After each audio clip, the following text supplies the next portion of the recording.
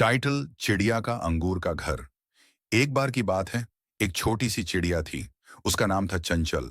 चंचल बहुत ही शरारती और जिज्ञासु थी। उसे हर चीज के बारे में जानना बहुत पसंद था। एक दिन चंचल को एक अंगूर का गुच्छा दिखाई दिया। वो अंगूर बहुत ही चमकदार और लाल थे। चंचल ने सोचा, वाह, ये अंगूर तो बहुत ही स्वादिष्ट लग रहे हैं। मुझे इन्हें तोड़कर खाना चाहिए। चंचल उड़कर अंगूर के पास गई और एक अंगूर तोड़ने की कोशिश की, लेकिन अंगूर की डाल बहुत ऊंची थी। चंचल कितनी भी कोशिश कर ले, वो अंगूर तक नहीं पहुंच पा रही थी। थककर चंचल एक पेड़ की शाखा पर बैठ गई और सोचने लगी, कैसे मैं इन अंगूरों को खा पाऊंगी। तभी चंचल ने एक विचार किया।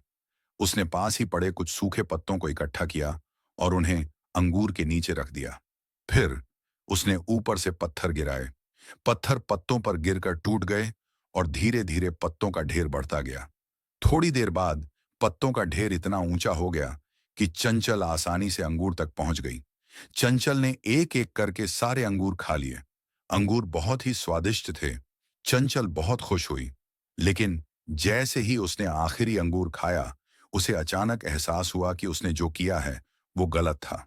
उसने अंगूर के पेड़ को नुकसान पहुंचाया था। चंचल बहुत पछताई। उसने सोचा, मुझे कभी किसी चीज को पाने के लिए गलत काम नहीं करना चाहिए।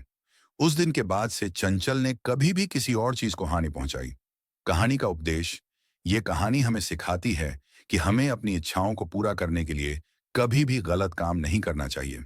हमें हमेशा दूसरों और प्रकृति का ख्याल रखना चाहिए। हमें ईमानदार रहना चाहिए और दूसरों के साथ अच्छा व्यवहार करना चाहिए।